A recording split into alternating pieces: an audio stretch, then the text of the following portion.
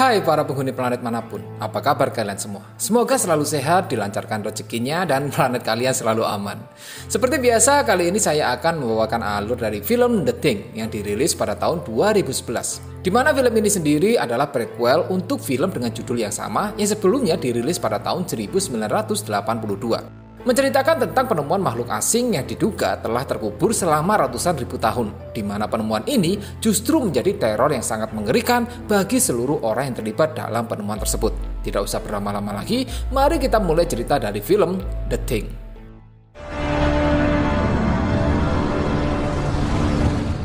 Seorang wanita bernama Kate Lloyd yang ahli dalam bidang paleontologi vertebrata didatangi oleh temannya yang bernama Adam Finch serta seorang dokter bernama Sander Halvorsen.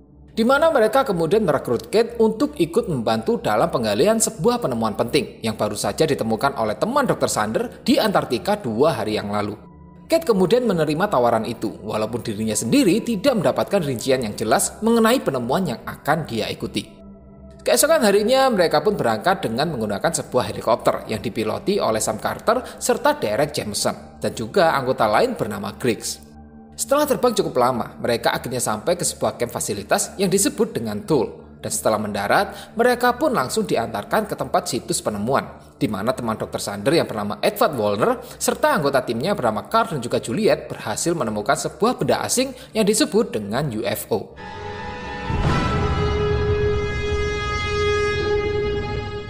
Tidak hanya itu, mereka juga menemukan seekor makhluk asing membeku yang diduga adalah pemilik dari UFO tersebut. Karena hari menjelang malam, mereka pun memutuskan untuk terlebih dahulu kembali ke camp fasilitas, di mana mereka kemudian mempersiapkan rencana penggalian. Di sini kita juga diperkenalkan dengan anggota tim lain yang masing-masing bernama Henrik, Colin, Jonas, Olaf, Peder, serta Lars si pemilik anjing yang tidak terlalu bisa berbahasa Inggris. We were scared and want to find some place warm. I guess I didn't find it. Keesokan harinya mereka pun berhasil melakukan penggalian dan menempatkan makhluk asing membeku tersebut ke dalam sebuah ruangan, di mana Dr. Sander kemudian berniat mengambil sampel jaringan dari makhluk tersebut. Awalnya Kate sempat memperingatkan mengenai kondisi dari makhluk membeku itu yang sangat tidak terduga. Namun Dr. Sander justru mengajukan peringatan dari Kate dan tetap memaksa untuk melakukan pengambilan sampel jaringan.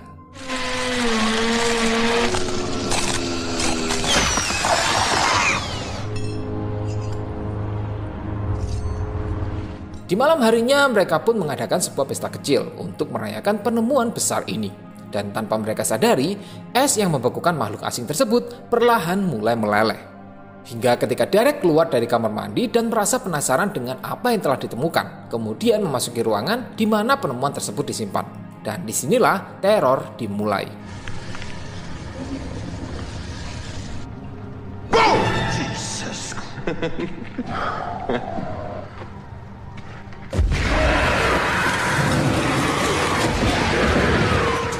Mendapati kejadian tersebut, Derek pun bergegas untuk mengabarkan hal ini kepada yang lainnya, di mana kemudian dibentuklah beberapa tim yang akan berpencar untuk mencari keberadaan makhluk itu. Dr. Sander, Edward, dan juga Adam mendapati anjing milik Lars telah menghilang dan hanya menyisakan ceceran darahnya saja. Sedangkan Olaf bersama Hendrik akhirnya menemukan makhluk tersebut. Akan tetapi, tiba-tiba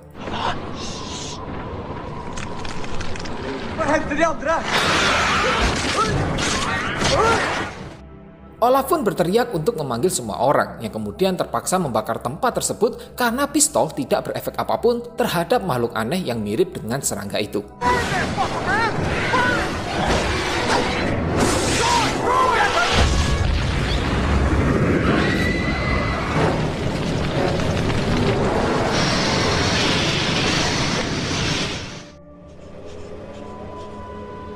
Enrique, just more children. Dr. Sander kemudian melakukan otopsi terhadap bangkai makhluk aneh yang sedang menelan tubuh Hendrik tersebut. Dengan dibantu oleh Kate, mereka pun dikejutkan dengan penemuan sebuah plat titanium. Yang menurut Carl, plat tersebut adalah milik Hendrik yang pernah mengalami patah tulang di tangannya. Dan yang menjadi aneh adalah bagaimana plat tersebut bisa keluar dari tangan Hendrik dengan sendirinya. So if this was in his arm, what's it doing out of him now? Kate kemudian mengambil sampel dari mayat Hendrik dan kembali mendapati kejutan di mana jaringan sel makhluk asing menyerang jaringan sel milik Hendrik lalu bertransformasi. Seolah-olah jaringan dari makhluk asing tersebut melakukan sebuah duplikasi, atau dengan kata lain, jaringan sel makhluk asing itu bisa meniru wujud makhluk yang diserangnya.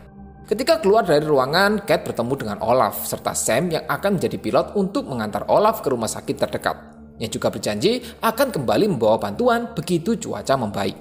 Akan tetapi ketika Kate memasuki kamar mandi, dia mendapati beberapa tambalan gigi non-organik yang berjatuhan di lantai, serta sebuah bak mandi yang menyisakan ceceran darah. Menyadari ada yang tidak beres, Kate pun bergegas keluar dan bermaksud untuk menghentikan helikopter yang sedang menerbangkan Olaf.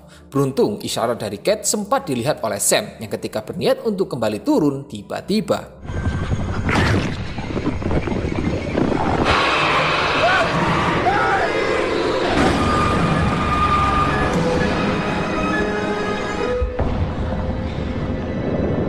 Helikopter tersebut jatuh di seberang bukit dan menurut Edward sangat tidak mungkin untuk melakukan penyelamatan di area tersebut karena terlalu berbahaya. Dan di waktu yang sama, Colin datang dengan membawa kabar bahwa frekuensi radio telah mati total karena gangguan dari badai. Setelah itu, Kate mencoba kembali ke kamar mandi. Akan tetapi, ceceran darah yang sebelumnya dia lihat kini telah menghilang. Kate kemudian kembali ke tempat di mana yang lain sedang berkumpul, lalu menjelaskan tentang temuannya serta dugaan mengenai makhluk asing yang bisa menduplikasi orang lain, yang mungkin saja sudah ada di antara mereka. Akan tetapi pernyataan Kate tersebut dianggap hanya omong kosong, dan mereka pun justru berencana pergi untuk melakukan misi penyelamatan menggunakan mobil salju. Hingga ketika semua orang pergi dari ruangan, Juliet kemudian mendekati Kate lalu mengatakan bahwa dia sempat melihat Colin keluar dari kamar mandi sambil memegang kain pembersih. Mendengar hal tersebut, Kate yang berniat untuk menghentikan orang-orang pergi kemudian diberitahu oleh Juliet di mana tempat kunci mobil salju disimpan. Akan tetapi ketika sedang berada di ruangan untuk mengamankan kunci, ternyata Juliet adalah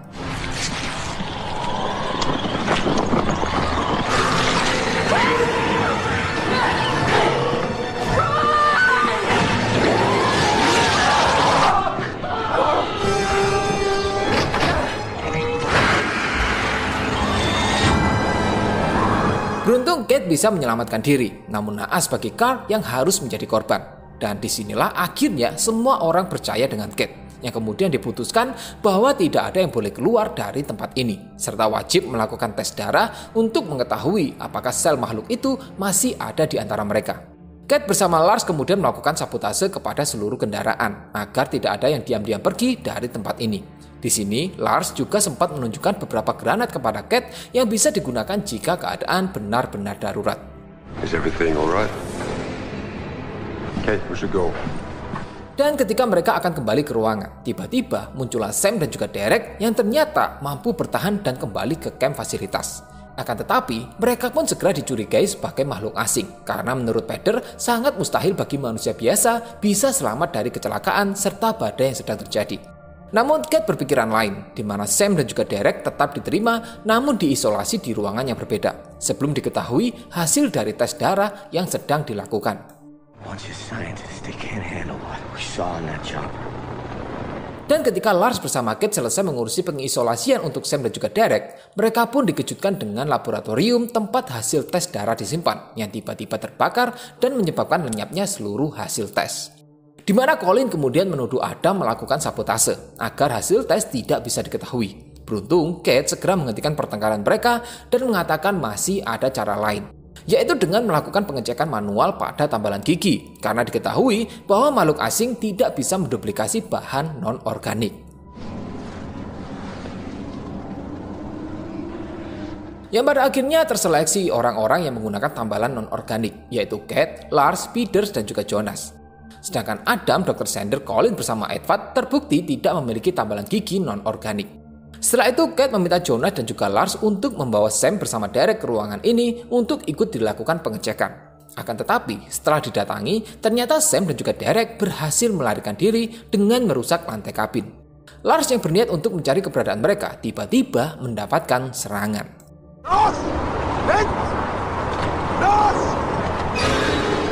Jonas segera kembali lalu mengabarkan kejadian itu kepada semua orang dan menduga bahwa Lars telah diserang oleh Sam dan juga Derek. Tidak lama setelah itu, mereka mendengar suara jendela pecah yang ternyata ulah dari Sam dan juga Derek yang berhasil masuk dan telah melengkapi diri dengan pistol serta penyembur api.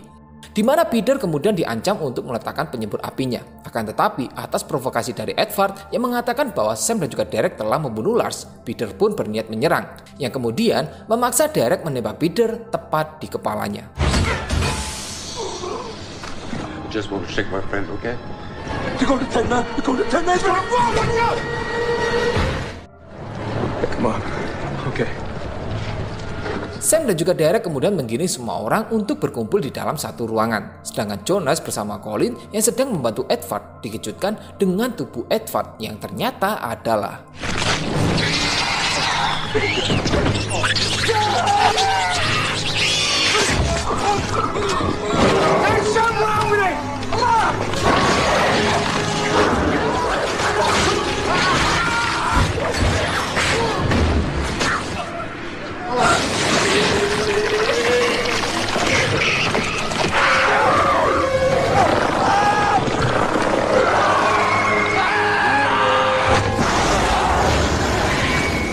Akibat dari serangan itu, Jonas serta Derek meninggal dan si makhluk asing berhasil kabur dengan membawa serta tubuh Adam yang menempel. Sam bersama Kate lantas bergerak untuk mencari keberadaan makhluk asing dan tidak lama kemudian mereka pun mendengar teriakan dari Dr. Sander. Bergegas menuju ruangan di mana suara Dr. Sander berasal, mereka kembali dikejutkan dengan kemunculan si makhluk asing.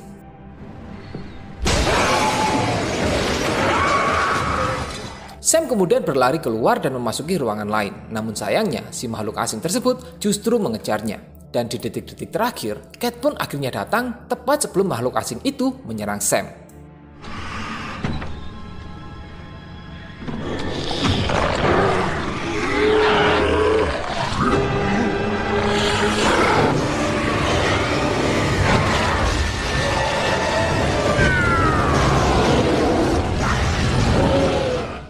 Dan di waktu yang sama, mereka mendapati sosok Dr. Sander yang sedang pergi menggunakan mobil salju. Melihat hal tersebut, mereka pun bergegas untuk mengejar kendaraan itu dengan membawa beberapa jerigen minyak serta beberapa granat. Dalam perjalanan, Kate sempat mengungkapkan bahwa anting yang berada di telinga kiri Sam lah yang membuat Kate mengetahui bahwa Sam adalah manusia asli. Di sini Sam juga sempat mengatakan bahwa dirinya sama sekali tidak membunuh Lars seperti dugaan sebelumnya. Tidak lama kemudian pengejaran mereka pun berakhir di situs penemuan, yang ternyata si makhluk asing sedang berniat untuk pergi dengan menerbangkan pesawat luar angkasanya.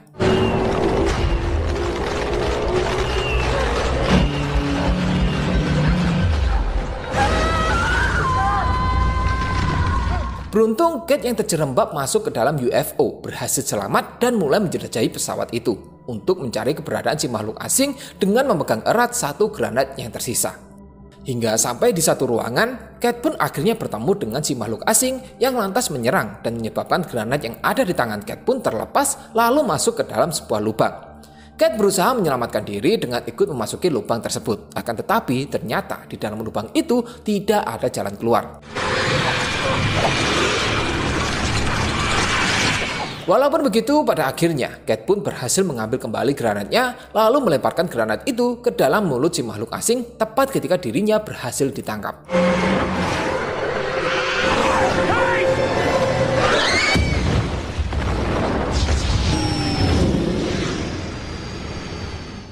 Kate bersama Sam yang berhasil selamat dan keluar dari UFO kemudian berniat untuk pergi ke sebuah fasilitas milik kelompok peneliti lain yang berjarak sekitar 50 mil dari lokasi mereka dengan menggunakan mobil salju. Akan tetapi, di sini Kate segera menyadari bahwa Sam tidak lagi menggunakan antingnya yang menjadi tanda bahwa Sam adalah si makhluk asing. Stop, guys. Setelah membakar Sam, Kate kemudian pergi dengan menggunakan mobil salju yang lain. Dan film pun berakhir. Di credit scene terlihat sebuah helikopter yang mendatangi stasiun Tool serta Colin yang memilih bunuh diri di ruangan radio. Tidak lama kemudian, Lars yang ternyata masih hidup lantas muncul dan mendatangi pilot helikopter tersebut untuk memastikan apakah dia manusia asli. Dan di waktu yang sama, Lars melihat anjingnya yang sedang berlari. Dia pun segera menyadari bahwa anjing itu adalah makhluk asing. Faen, ikke mulig. Start den jævla helikopteren nå!